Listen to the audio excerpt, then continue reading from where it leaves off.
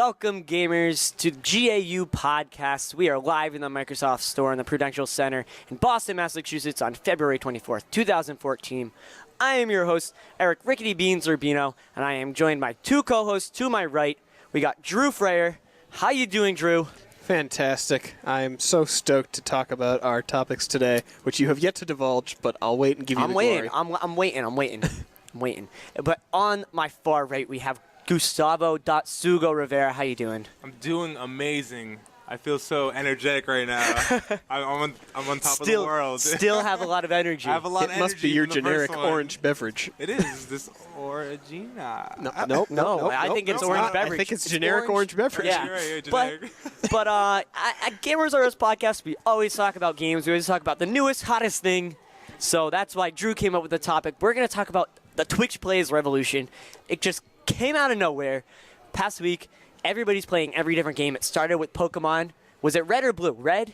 Red. They played red. You played red. You played it with them. I played it with them. When it was starting up. Frank said he's even seen Street Fighter being played. People are playing Zelda on there. Dark Souls. People are playing Dark Souls. People are playing everything on Twitch. And then to top it all off, a game was announced this week that coincidentally had this exact same thing, Daylight. It's a game for PC and PS4. They just announced a procedurally generated horror game that when you stream it, people on Twitch can choose when to scare you in the game. So there's lots of this, Twitch is going to be running this video game revolution. They just closed down Justin TV and officially made it all Twitch TV. So, let's get right into this discussion. Drew, you played it. Yes. What's it like? Tell everyone what it's like. It's like the most hilarious collection of monkeys and a typewriter Ridiculous way of playing a game of all time. And you definitely want to watch it afterwards as opposed to during it, because nothing gets done for hours. When I logged in, we were on the road in between Pallet Town and Brockstown, Pewter City, and they just kept jumping over like a hedge, and then they had to run back and jump up, and they'd keep going. You're supposed to go up, and they just go down, jump back over the hedge.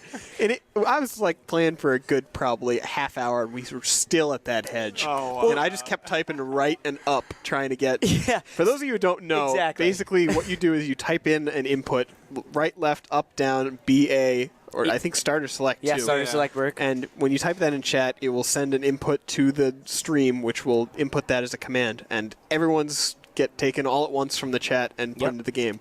So you're opening up your inventory a lot. You're going to be...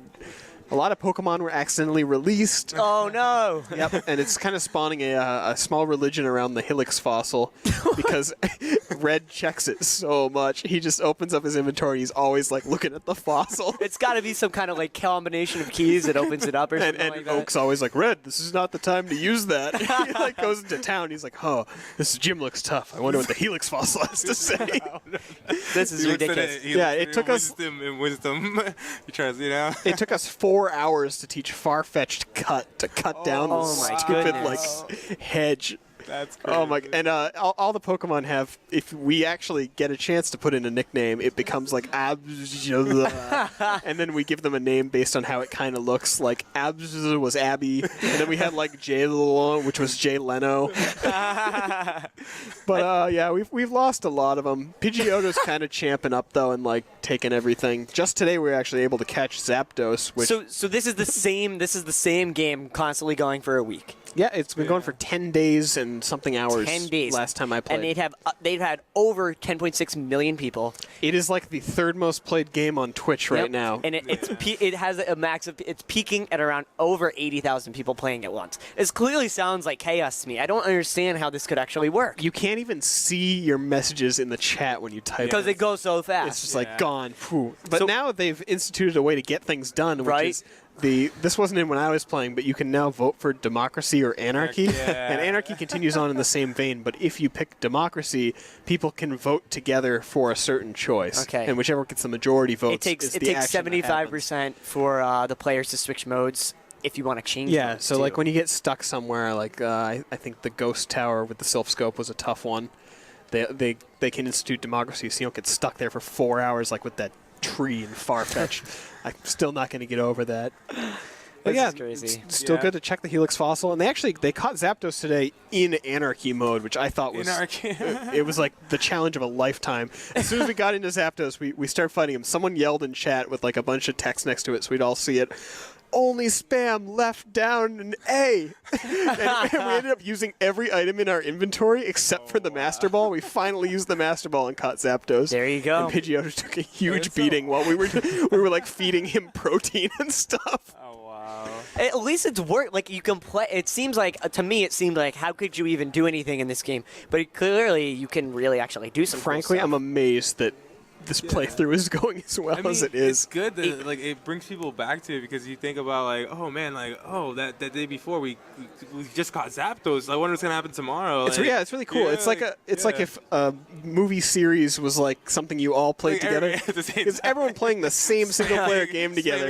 As much as they can. Everyone's very invested, and they're spawning religions, and the Helix fossil is a big deal right now. Well, so it spawned a subreddit, it spawned a Twitter account, and it even has a Google Doc where wow. it's going to tell you what their current location is, their current goal, an intermediate goal, to teach Lord Helix in Nintendo King or Nido King's serve.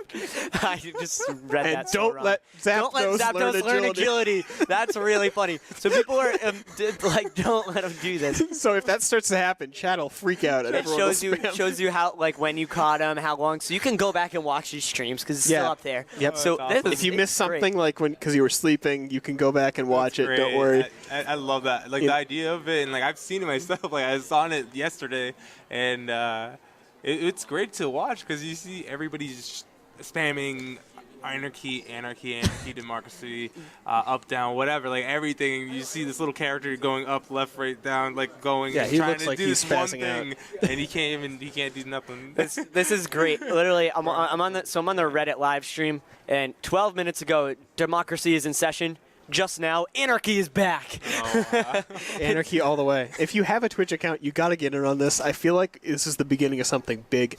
We're making history here. And we even see this type of system like expanding into other games. Like, I mean, when you were a streamer before on Twitch, you could always have some manner of saying what was going to happen as a viewer. But this is just directly translating that into decisions. I know that a player is starting up a Dark Souls run right now where people like vote on where stats are going, what type of That's character it's cool. going to be, and Oh, what that's path that interesting, player's yeah. taking. It opens up this whole new kind of like gameplay where it's like, hey, all my buddies can tell me my input in play. It's really interesting of what it could spawn for games in the future, like this horror game that's going to use that kind of technique. And even like the PlayStation 4, you can stream to Twitch. The Xbox One is going to eventually have that. So this is going to be on every system that you're going to be able to do this kind of thing. Yep, and turn-based games, that's the direct translation great. of player Exactly. decisions. Yeah, So that's exactly. ideal. I'm wondering. I'd like to do every Pokemon this way. I would love if you even had, Civ games this way. Civ games where you decide on what to do, even like multiplayer games where one team is on Twitch and the other team is on Twitch. But like, it's interesting. Like they haven't really done a game that's like that massive and that like oriented into little details, and it'd be interesting to watch. But I'd like to see Final Fantasy Tactics. I wonder what. Yeah.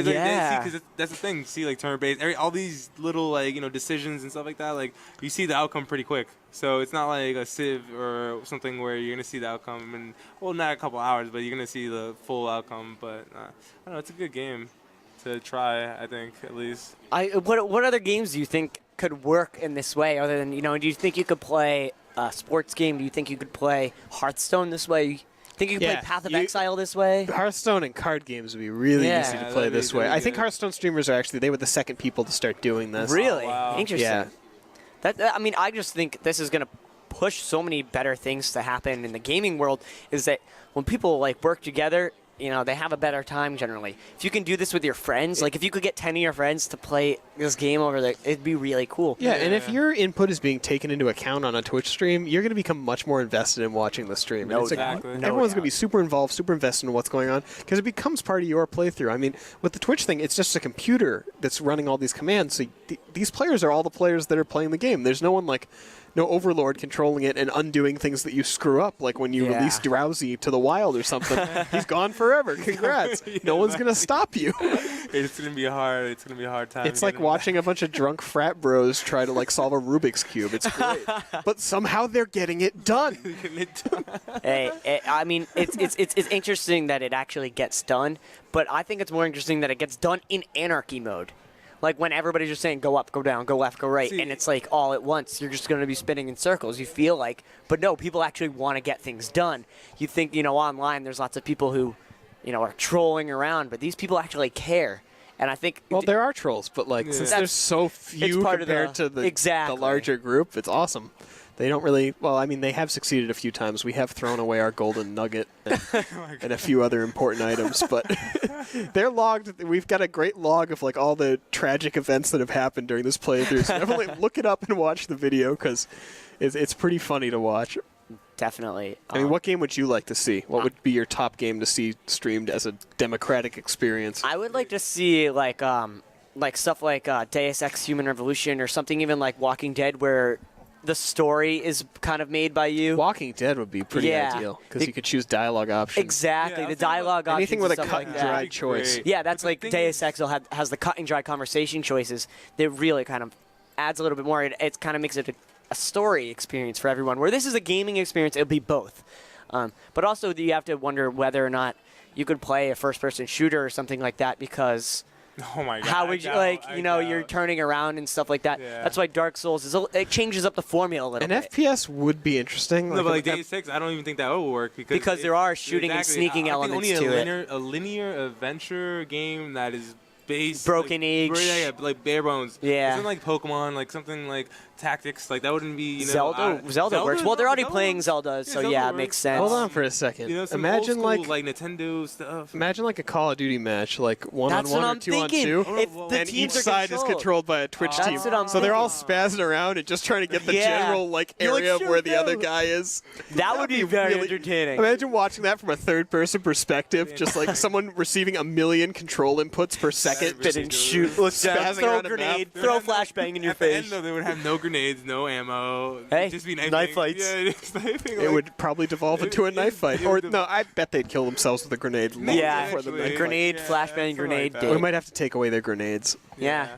Well, it could be done. I think it's interesting that or somebody that makes a game that is for this reason solely. I mean, what was the game you were talking about? Like that game, but well, I mean, yeah, exactly. That's like Dying Light. Yeah, like that, but Daylight. I think horror games are obviously really cool. Something like Don't Starve could work in that way. That's true. I just see definitely there could be problems. I like the democracy idea better than the anarchy idea, but no, sometimes anarchy can be fun for a lot of people. Yeah, I guess. Especially if you get Zapdos. Not in real life, but yeah. Not in real life. I just can't believe they didn't use the Master Ball before Zapdos by accident. Yeah, right? It's a usable item, so. Maybe they're all planning it. I think they're working really hard now. They're really coordinating despite the massive amount of people. I think more people has actually helped because the people who know what they're doing outnumber like the trolls. Definitely. Yeah. That's a good point. Is it? Yeah, it's a really cool like introspective into gaming though and what it means to be full of people that like everybody up at the same time. Yeah. 100 people. It is cool. I wonder if it can devolve into conversations like I'd like to see EVE Online done this way. Oh, like a massive space battle. Lose tens of thousands of dollars because people are just hitting buttons on their computer. It'd be crazy. But I think that's all the time we have for this discussion today. That was great. Go check it out on Twitch. I'm gonna come play with us. I'm gonna play tonight. Go play. I want to start. Let's start a new game. Let's start like a Gamers R Us game on there. Let's spam some commands at it. Well, I'm sure there's other Pokemons we can play with less people in them. Yeah, right. That's the kind of the cool part. You can have a small community, like 20 people doing it. Yeah, you could probably even lock it so that you have like only your people who pay or whatever, or your subscribers playing. That's awesome. Yeah. Well, thank you guys for joining us. Thank you very much, Drew and Gustavo. Thank you, Frank and James, as always, doing an excellent job. I'm Eric RickityBeans Rubino. You want to pitch this event again? Yeah. You should come to the Microsoft Store in the Prudential Center and check out our Titanfall release event. Because on March 10th at 10 p.m., there's going to be a pre-release, and there's going to be $1,000 in prizes given away. You get first 50 get a Titanfall T-shirt, which I'm going to be all over that. I've seen people wearing them in the store. They look pretty cool. Oh, really? I want one. I hope it makes me look like a Titan. That would be interesting. Well, Thank you guys for watching. We are Gamers R Us. Make sure you check us out on gamersrus.com. Make sure you subscribe to the YouTube down below and check out our other podcasts that we have. Also, our weekly news in sticks. Make sure you like us on Facebook and follow us on Twitter. That's about all we have for tonight. Gamers R Us out. Good night, nerds.